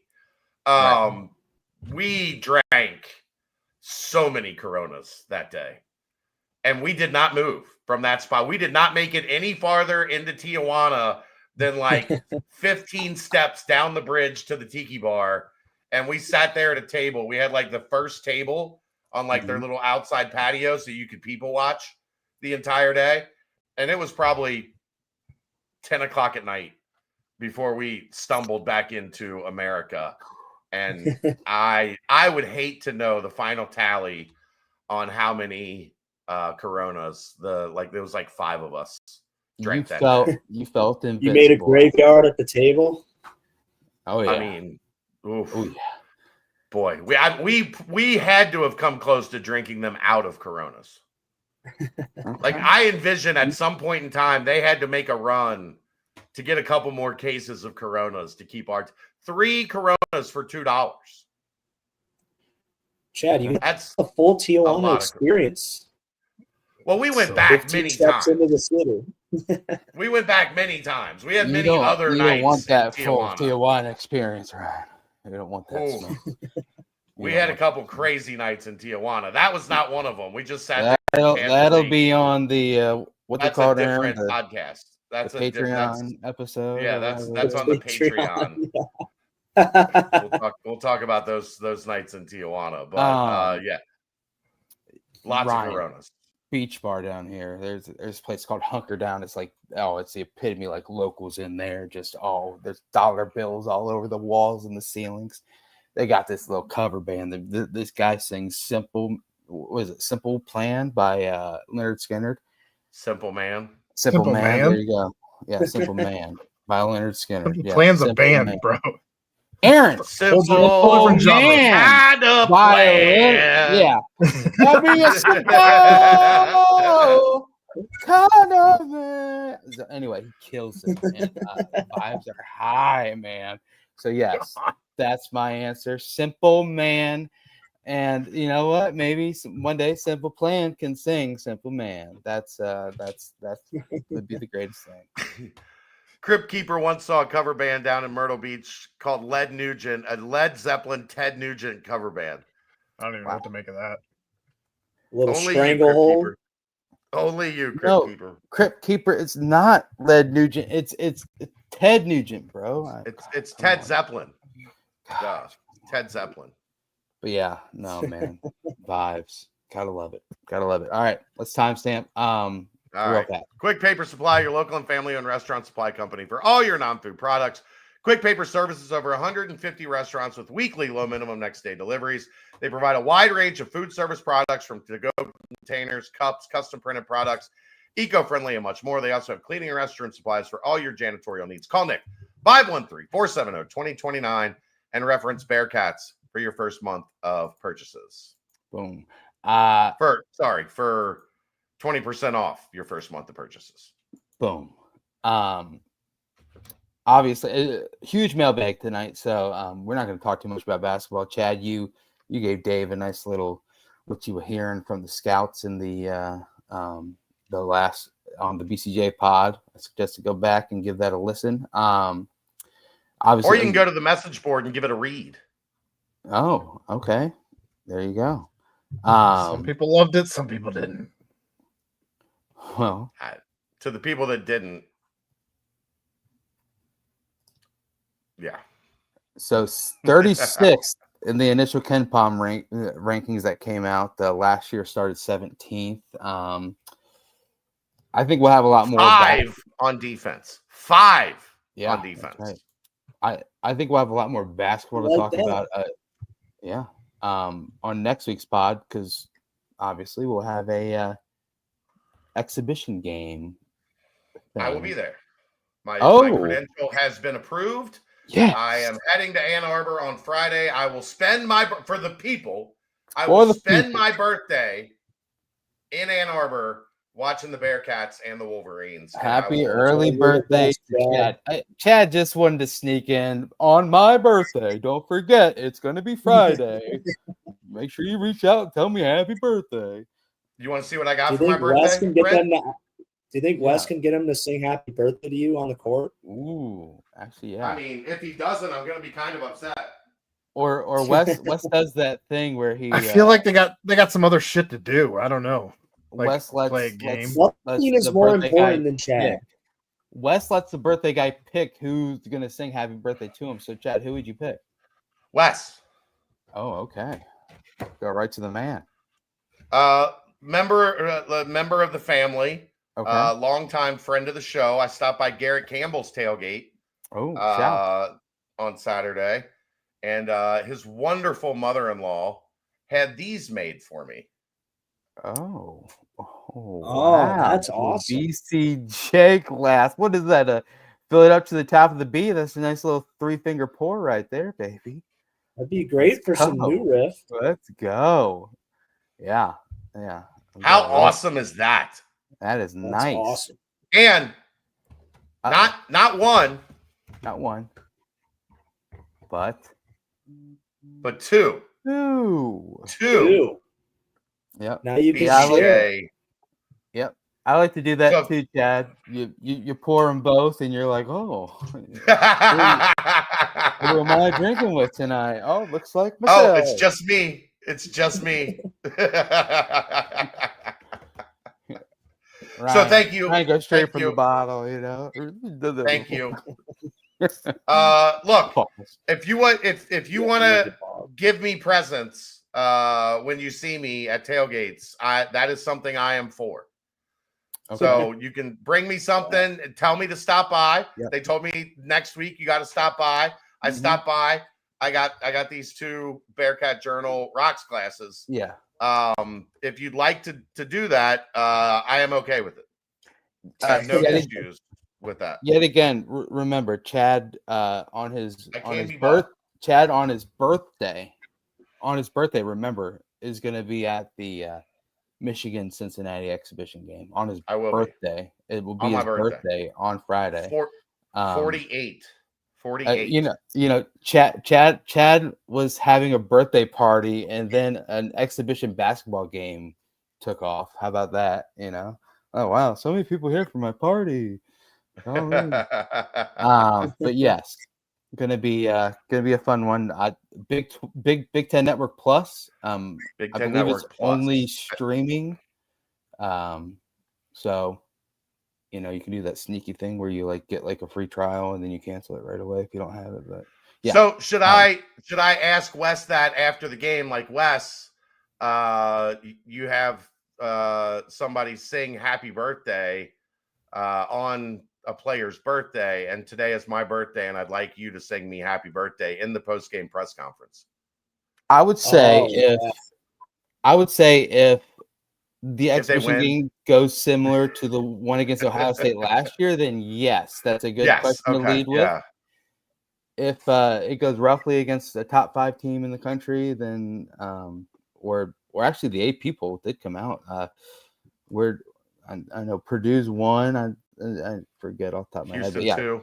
Michigan is ranked in the AP top 25. So is Arkansas. So both these exhibition games will be obviously you do whatever you want to with these, but you're facing stiff competition. So it'll be good to see what all the new look Bearcats are going to look like out there. Chad, as far as your knowledge goes, I know Jalen Celestine is kind of up in the air with his status, but it should be a fully assembled roster heading into these games, I imagine. Yeah, as far as I know, I wouldn't be surprised if maybe they held Celestine out for Michigan, and then you see him against Arkansas. But we still got a couple days for that to transpire. Yeah. So yeah, but other than that, I think it should be mostly a full go for the Bearcats. Okie dokie. Right on, right on. Well, we got a big mailbag, as I mentioned. And so next week's pod, hopefully, if the T-shirt twirlers don't, intimidate the Bearcats too much, it could be a quick football talk, and we can dive in full court press, if you will, on how the basketball team looks. So let's go ahead and hop into the mailbag, Aaron. Take it away, brother. Well, there's a read first. Oh, a read. Oh, yes, there is. It is the Gregory. Greg Hooden mailbag, Brent. I mean, how can you can't leave out our guy Greg Hooden? No, we cannot. Greg works at Beachmont Toyota. And if you're looking for a new or pre-owned Toyota, go see Greg. You can find him on social media at Cincy Greg Hooden, CINCY GREGHOODIN. Twitter, Instagram, Facebook, LinkedIn. He will get you taken care of. He's there every day, and he is looking forward to helping you and all of the Bearcat family get into a new or gently used Toyota. So you can go see him, and Greg will get you hooked up in your new or gently used Toyota at Beachmont Toyota. Go see Greg. He's awesome, and we love him. So go do that. We do love him. Love you, Greg. All right, let's hop into this mailbag. First question, favorite Jim Kelly moment or call? We pretty much dove into Jim Kelly. I don't know if we want to get back into it again at the beginning of the show. But that's where we're at with that. That soft pick six is pick six best. I think we're all in agreement there. I don't know. The end of Notre Dame with him kind of going nuts, and Dan Horde hitting the "Did you see this?" is always going to be, or "Did you see that?" is always going to be legendary. The end of the Houston game, knowing that Cincinnati was going to make it to the college football playoff, hearing Jim's excitement there was awesome. Virginia Tech, the Damon Julian from Munchie Legault, Pike to Benz. Yes. That one's outstanding. That's the best part, is like he always just interjects with yes. Yeah. Like you could tell how much it meant to him on all of those calls, and there's many more. But I know Sauce gets all the love, but there are some others that are just absolute classics that I will hear them different from now on. Mm-hmm. Big piece of Bearcats Nation. Does 10-2 get UC into the title game? So one loss in the conference? One loss in the conference. I would think so. Yeah, it does. Yeah, I think it does. I mean, I guess the big question, like Utah could throw a monkey wrench into that. If Utah wins out, their only loss being Texas Tech. If they beat Cincinnati, that would give them the tiebreaker. BYU could throw a monkey wrench into that. You've got BYU here. So yeah, true. Yeah, I guess if they lost to BYU and then Texas Tech ran the table. Yeah, so no, but kind of yes. I think it ultimately would, but there are some. It's not as simple as if Cincinnati only loses one conference game, are they in the title game? Right. Not exactly. Still a lot of football to be played for that. All right. And by the way, Bearcat 101, Wes would not look at me like I've got three heads if I asked him to sing happy birthday to me. He knows how crazy I am. He knows I would do something stupid like that. Sorry, Aaron. All right. UC has had the ball first in every game except for Bowling Green. Have we lost all of those coin flips, or does Coach Sapp prefer to receive the opening kick? I'm always nervous about the dreaded double dip. I I don't know. I don't know the answer to that because I'm usually down on the field running around at that point in time. I'm not paying a whole lot of attention to the coin flip. I wouldn't have an answer for you on that Nippert sign guy. The odds of them losing every coin flip are pretty crazy. I from recollection over the years, he likes to defer and take the second half, but I couldn't tell you specifically. Maybe at Kansas, you want to set the tone, right? Maybe Iowa State, you want to set the tone. We want the ball. Maybe if I can remember, I'll think to ask him that tomorrow. All right. Chad briefly talked about it on the aftermath. Despite Sorsby being amazing, his completion percentage against Power 4 opponents has struggled this year with only one game above 60%. What is your concern level with this, especially given the up and down nature of last year? What percentage is the minimum you think is needed for UC to reach 8 or more wins? I'm a 65% guy. Like I want to see a quarterback at this level operating at 65% completion percentage. The last 2 weeks under 50% does concern me a little. The thing is, everybody asked for them to take out a lot of that east-west, that easy stuff, right? They're not throwing the easy stuff. So a lot of these guys with these high completion percentages, they're throwing the ball within 2-3 yards of the line of scrimmage a lot. Sorsby's not doing that. So his number's going to come down a little bit.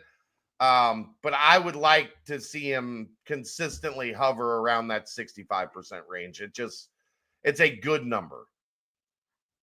I think if the explosives are still there, then like completion percentage like is important. But like you're saying, it's not like they're what they had 2 very explosive plays even in a very minimal passing game on this past Saturday.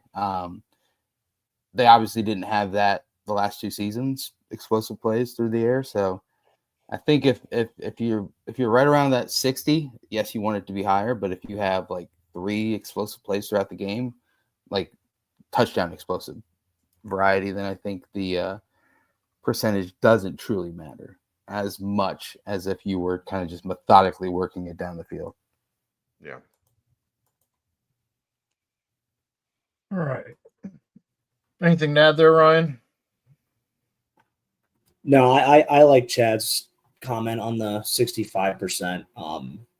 Because I like him taking more shots downfield, and the longer that ball's in the air, the percentage of completion is naturally going to go down. So I don't need him sitting around 70, 75, 80. So if you're at 70, 75, Ryan, you're throwing a lot of dink and dunk. Like you're throwing a lot of quick hitters, and that's just not been who this offense is. That's what Drew Pine was doing when he was in Nippert. And I'm good on Drew Pine. I like Sorsby. Same. Halfway through the season, what is your updated win total predictions?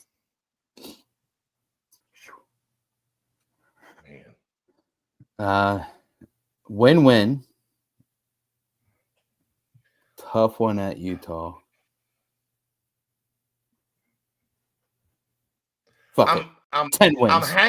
I'm hanging on to 8-4, but my brain wants to say 9-3. I'm exactly there with you. Three conference losses at this point with 6 games left would be a little disappointing. You're 3-0. You go 3-3 in the conference the rest of the way. It's not a crazy thought given how tough the last 5 games are. Yeah. But if you win this week, you're 6-1. You're 4-0 in the conference. You got 5 games left. 3 of them are at home. They're tough games. But going 2-3 down the stretch would be deflating, would it not? It would be deflating. It would be. Especially because, like, if you win this weekend, which you better, and then you beat Baylor on homecoming, everyone's thoughts are going to be, we're looking like a Big 12 championship contender. And then if you stumble those final steps, then it would be kind of deflating. And and the talk would come up. Can't close out a season, right? Yeah, lost 5 in a row 5 last straight year. losses last year. You go 1-3 down the stretch this year, something like that. Mm-hmm. Those conversations would pop back up, and it would put a little bit of a sour taste on what is to this point been a lot of fun. And I did see they are projected for the Pop Tarts Bowl by one predictor. Let's go. In Orlando. That would be a fun one. The other one is the one in Houston. I forget the name of that bowl though. Ryan, what do you got? 8-4, 9-3 is like that. I think it would be. Is it impossible for them to go 4-1 if they win next week at Oklahoma State? No, it's not impossible, but that would be so hard for me to just go out there and be able to call a 10-win season like that. I think 3-2 is, obviously we want to win all those games, but I would be very happy with going 3-2 out of the last 5, and that's 9 wins. So I think 8-4 is the most realistic. And then a bowl game can get you to 10. Yeah, this team they keep surprising us, man. And they have the talent and they have the quarterback, and that can take you places. So it's if the defense can just not, if the defense can keep them within a 30-point area, that defense starts letting up 35, 42. I don't think this offense is just going to be able to go out there and just sling it around for 49 and win 49-42 against the last 5 teams. So that depends, man. Like that Baylor offense, their defense is not great. That TCU defense is a little susceptible. Now, BYU, Utah, Arizona, especially Arizona's pass defense, those 3 defenses have been outstanding. So you're absolutely right in those games. Baylor and TCU, if both those offenses are humming, you could get into the 40s, both of them, for sure. I know. It's just that I would never, if you told me that the defense is going to let up 42 points, I'm probably not going to just, I think my betting odds dip below 50% on us winning that game. Gotcha. But yeah, 8.5 is my stand right now. Would you agree that this past week was the defense's best game? Yeah. So go back to last season. They played pretty well versus Nebraska against a better team, though. Yeah, they did. They played really well against Iowa State until the officials decided to help out Iowa State. My point is, going back to last season, we saw the same trend as the season progressed. The defense got better as they got more reps under Tyson Vite's defense. And so I wonder if that will continue going forward. And if so, then I don't think 10-2 is unreasonable. I said that way back at the beginning of the season, where I said 8-4 was the floor of this team, and 10-2 was the ceiling. I think I feel closer to 10-2, 9-3, 10-2 than I do to 8-4 at this point. So if the defense continues to improve week after week, man, watch out. I just wonder about like the improvement trajectory versus the quality of opponents. So it's like our defense might be going this, but our opponents are going from down here to up here. So where's that inflection point, and how close can we stay? But no, that's a good. You're right about that, Aaron. 90 plays last week. That's ridiculous for any defense. Insane. It's a lot of reps. Reps are good. 17 plays, 40 yards, punt. That's how you get to 90. Yeah. On the aftermath, Chad indicated the 3-and-out issue over the past 2 games. Do we think this is play calling or execution issues? Also, last year, the offense went stale. Do you feel the staff is making the adjustments this year? Signed, D. Wink. Yes, they're making the adjustments. And I think the reason it went stale is because we had no weapons. Complete opposite this year. We have the weapons. Sorsby is better this year, too. He's more comfortable. And I think the comfortability is growing as the season goes on. Every game, he's going to get better. Everyone's going to get in more sync. But yeah, Chad, you talked about it before, more of an execution thing. Like, I don't think this is going to be a consistent problem. And Agreed. if it is, and kiss 8 wins goodbye.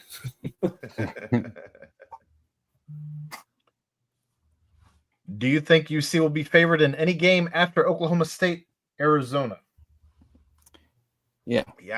They'll be favored against Baylor. It'll be close, Utah. BYU one. BYU, I mean. Yeah. That might be a pick 'em. Yeah. They'll be favored over Arizona. The way TCU's going, they might be favored at TCU. Because the wheels are coming off that bad boy a little bit after some really high expectations. That's the last game of the year. Where's TCU going to be at that point in their season? I mean, if the only loss is at Utah, like say it's a magical run, then yeah, I think you see them favored at TCU as well. All right. Any chance UC will add a patch on the jersey or a sticker on the helmet to honor Jim Kelly for the remainder of the season? I'd have to imagine. I'd be shocked if they didn't do something. Yeah. Shocked. Agreed. He means that much. I'd be shocked. And they would take a lot of heat, and rightfully so, if they didn't find a way to honor Jim. Like immediately, like next game? Yes. Yeah, I agree. Are you concerned at all by the number of quarterback runs called by Sat for Sorsby and by Sorsby for himself on the RPO? What is our record after the first 6 games with Lichty at the helm for all 6? I don't care. Killer V, you've got to stop this doom and gloom stuff, brother. You're ruining the message board and bringing it into the podcast. Stop. They're 5-1. Relax. Go to the dispensary and relax. They're not calling a bunch of RPOs that Sorsby's keeping. That what, 3 a game, 4 a game maybe, and then a couple scrambles to get some yards. No, I'm not concerned by that at all. And who cares what our record might be with Lichty over the first 6 games? He didn't play. Sorsby did. They're 5-1. Knock it off, brother. You're driving me fucking insane. Well, and also, Sorsby is a really good running quarterback. Yes, you're going to not run him? That hurts your offense. Yeah, like you look all over the country, good running quarterbacks are going to run the football. I mean, Missouri has Bo Pribula, who they gave Alabama all they could handle this past week, and he had so many designed runs. And I mean, Sorsby also can run the football. Brent, what does it do if teams are loading up to stop Tawi and Evan and to shut down Cincinnati's run game? That's opening up the back door for Sorsby to run an RPO and have space because everybody's focused here, and all of a sudden the ball's over here. It is a critical part of this offense that Sorsby is a weapon with his legs. Yep. You're wearing me out, Killer V. You're wearing me out. Well, speaking of Killer V, the last question in the football portion of the mailbag. If you examine the entire Big 12 schedule closely, 9-3 and 7-2 will likely have us playing for the Big 12 championship. If you could dictate which 4 games we win out of the last 6, could you stomach the loss to Oklahoma State next week in exchange for wins over BYU, Baylor, Utah, TCU, as these are the wins we need to own the tiebreakers? P.S. We already own that tiebreaker over Iowa State and Kansas. So you beat Baylor, Utah, BYU, and TCU, and you lose to Oklahoma State and Arizona. Well, Arizona, yeah. And you play in the Big 12 championship game. No, likely. He didn't say that they will likely have you playing for the Big 12 championship. You'd still have 2 conference losses. You would still open that door to not be in. And this fan base would lose its fucking mind if they lost to Oklahoma State. Yeah. I mean, yeah, no. The country would collectively. If you told me for certain they would play in a Big 12 championship game, I guess I would take it. Right. If like you tell me they would likely play in a Big 12 championship game, you have left that door open. I'm Yeah. not taking it, sir. it'd be like the at what cost meme, and Yeah. and it would be, well, you have to lose at Oklahoma State. You'd be like, okay, Now, I'll take it. 10-2, 8-1, and the only losses to Oklahoma State. I'll take it. Yeah, I'll it take was just a weird night in Stillwater. Yeah. Just a really weird night in Stillwater. All right. And Matt got a late question in on the football mailbag. Could this be one of the craziest football coaching carousels this offseason? Penn State, Oklahoma State, UCLA, Virginia Tech, Arkansas all open right now, with maybe a few more big ones still to open, including Florida, North Carolina, and Whiskey. And even Florida State too. I mean, obviously buyouts all over the place are insane, but when Penn State And pays then- their buyout, then it's like, And then possibly like, Matt Rule to Penn State, then Nebraska opens, like whatever dominoes. We're not Yeah. seeing a lot of Power 4 head coaches jump ship the way that we used to. right. Mainly because like what you're seeing happen at Wisconsin right now with Fickle. You're on the hook for $25 million. Yeah. I don't know. Yeah, it's gonna be wild. But it's also I have to wonder if we're gonna start to see a reset of what coaches are getting paid, or at least the length. Like these 10-year buyout. guaranteed contracts. Well, that's because it's a 10-year contract, Aaron. The buyout is just the contract. Or you just negotiate the buyout down on the Why contract. would you ever fucking negotiate a buyout down if you're the head coach?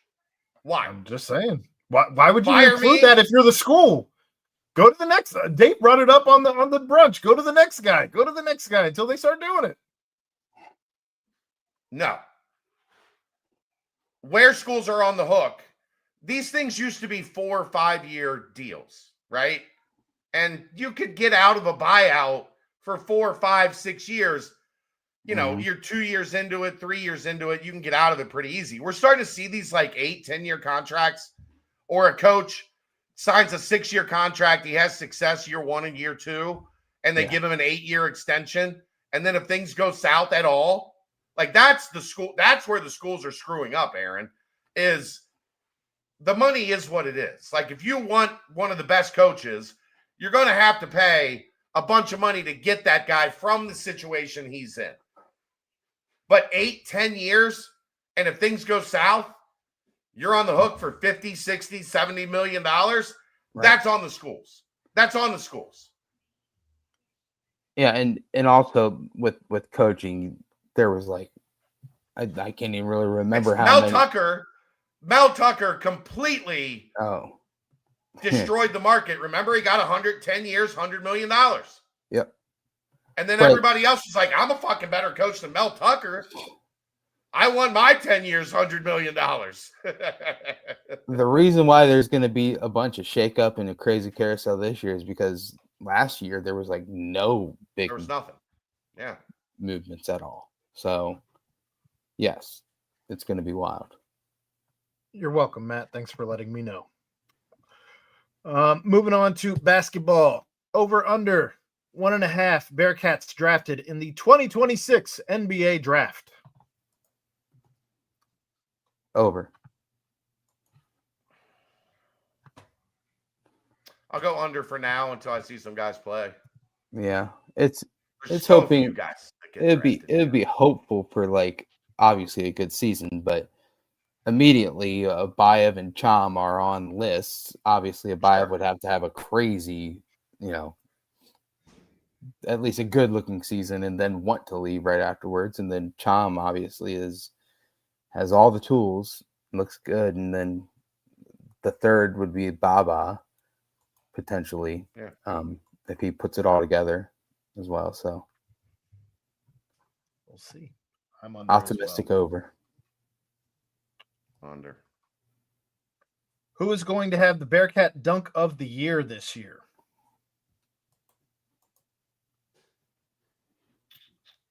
I think it's a great question. It is. Yeah, because it's not as easy as many. yeah, You know, there's a can't bunch say of years. Dylan Mitchell, You could pick out a guy and it would be Keith easy. Williams, Kerr Creasa. I mean, yeah, it could be Day who finally throws down one of those like One of those, ridiculous yeah. attempts. Yeah. I mean, I could see Chom having just like an insane alley-oop, like all over somebody. Any of those bigs, Cha, Baba, Slime. I'm gonna go Slime, like trim down Slime. I think he's gonna get one of those just bang on somebody. Yeah. Abayev, we've seen him do that in AAU. Yeah. Tillery, get up.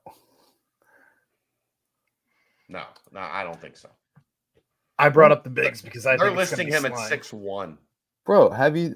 Oh, they're listing him at 6. Okay, but I mean, you go back at his highlight tapes. He throws down some pretty nasty dunks. I'm gonna get a message about that tomorrow. I don't think he's 6'1". He might be. They're going to the top of the hair. Yeah. Mm-hmm. With shoes. All right. Between Jordy Rodriguez and Luca Atari, who do you guys think? Lucas Atari, who do you guys think is the most ready to contribute to the team this year? Well, I've answered that a little bit over the past couple of weeks. I think it'll be Jordy.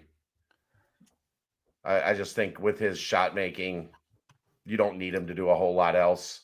I think he's going to be able to come in and give you a couple big sparks. And I think from what I've seen and what I've heard, he's got some toughness. He's not the standard, soft European wing. I think he's got a little shit to him. So I'm bullish on Jordy Rodriguez right now. I want to go back to this comment here in the chat. Greg said slime time will be a thing. I hope if he throws down, they play the theme to Ghostbusters. I think that would be fantastic.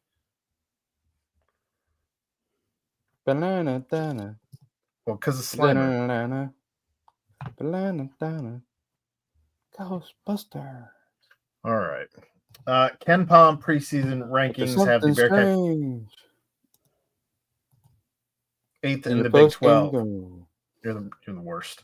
Who are you gonna call? Ken Palm preseason rankings have the Bearcats 8th in the Big 12. Assume that would be roughly a 500 record in conference and somewhere around a 10 seed in the NCAA tournament. Will you be satisfied with that result this season, or are you expecting this season to be better than that? I mean, I'd like for this season to be better than that, but looking at the Big 12, we're just looking at Ken Palm, and I think Baylor will end up not being. They've got Baylor 17. I don't see that. But Houston 1, Texas Tech 12, Iowa State 13, Arizona 15, Baylor 17, BYU 18, Kansas 21. Those are the 7 ahead of Cincinnati. Now, Cincinnati, this is where it gets interesting. Cincinnati 36. The next team is Kansas State at 61. So there's a big gap between 8 and 9. There's more space between 8 and 9 than there is between 8 and 2. The other way. I think Cincinnati can maybe move up a spot or two, like maybe get up to 6 or 7. But I can't see him in the top 5. And that means you're probably going to be right around 500, right around 10 and 8, 11 and 7 maybe.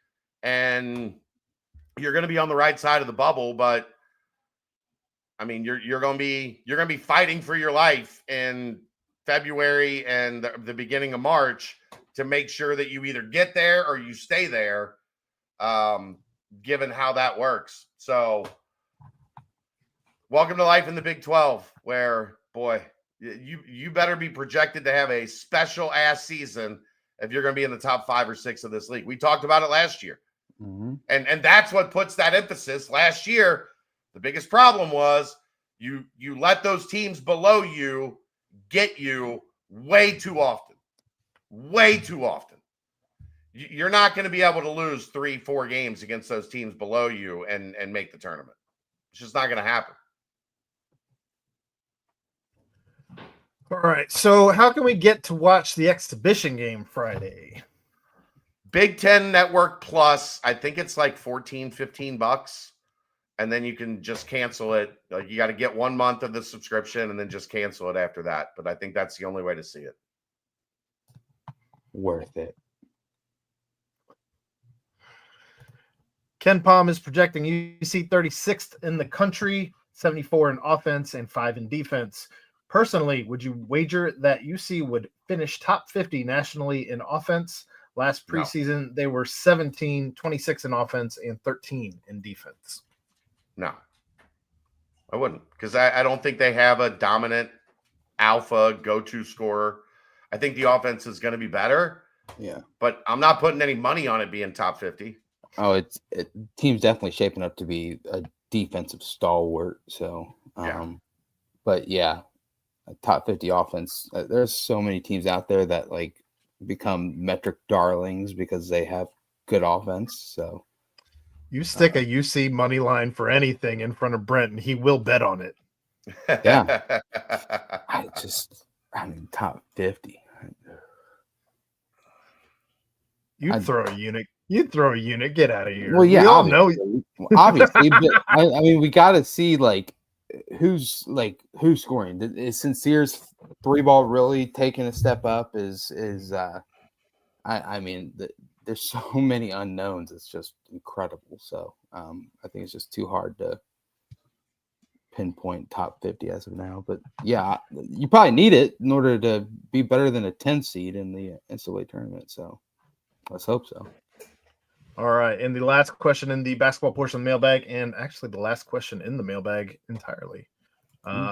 To get away from the actual basketball side, we are entering the 3rd year of Jordan Brand. What has been your guys' favorite jersey, clothing, gear, or shoes the team has gotten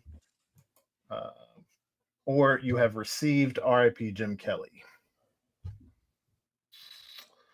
I really like the t-shirt style long sleeve hoodies that like they had last year. I think they wore them to travel a lot. They wore them for shoot around a lot. Did you get one? Maybe.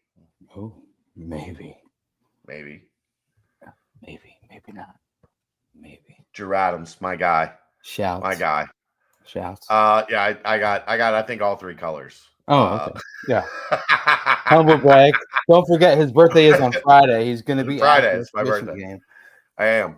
Bring me a present. Right. Or I'm going to be at the Holy Grail on Saturday for the Oklahoma State game. It's still his birthday.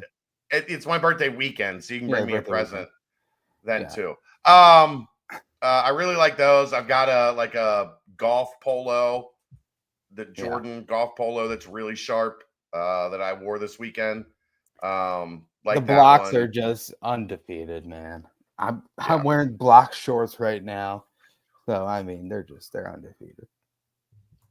Cook Sporting Goods just got the white blocks in today. Those are available. I got the black ones when those came out last season. Those are not my favorite. Home Field has a bunch of cool shit. Those are not my favorite. My favorite has been the new Jordan shoes that just came out with the C-paw on the tongue in all 3 styles with the UC color wave on them. And I don't know why they're wearing multicolored shoes this year when they have if that's a thing again, when they have Bearcat colored shoes coming out specifically for them. That's I think the way to go for all of it this year. Yeah. Or just rock a different number each game. Be pretty cool. I don't know how that logistically works, but I'll enjoy it. Well, they only dropped the Jordan 40, the what was it, the Lucas and the Tatums. Yeah. So anyway, that's the mailbag. Get us out of here, Brent. Well, guys, it was a fantastic show. Obviously, started with a nice little tribute. Just looking back on Jim Kelly Jr. Just of course, shouts to him. Sad news this morning, but just an awesome man. Really, really nice. Reflecting over what he brought to each one of us, and what he brought to just Cincinnati football and Cincinnati sports in general. So But shouts again to him. But shouts to Danco Transmission Out of Care. Shouts to Gregory Hooden. Shouts to Quick Paper Supply. And shouts to Ryan Royer, my good buddy, my good pal. Shouts to Chad. It is his birthday on Friday. Cincinnati Studios. Yes. But hey, you know what? For big game, T-shirt twirlers, Oklahoma State. Saturday night, 8 p.m. Of course, exhibition game at Michigan. Friday night, Chad birthday. But for the guys, for the crew, for the squad, for Aaron Smith, for Chad Brendel, for Ryan Royer, I am Brent Young. Yet again, another fantastic BBP presented by BearcatJournal.com. See ya!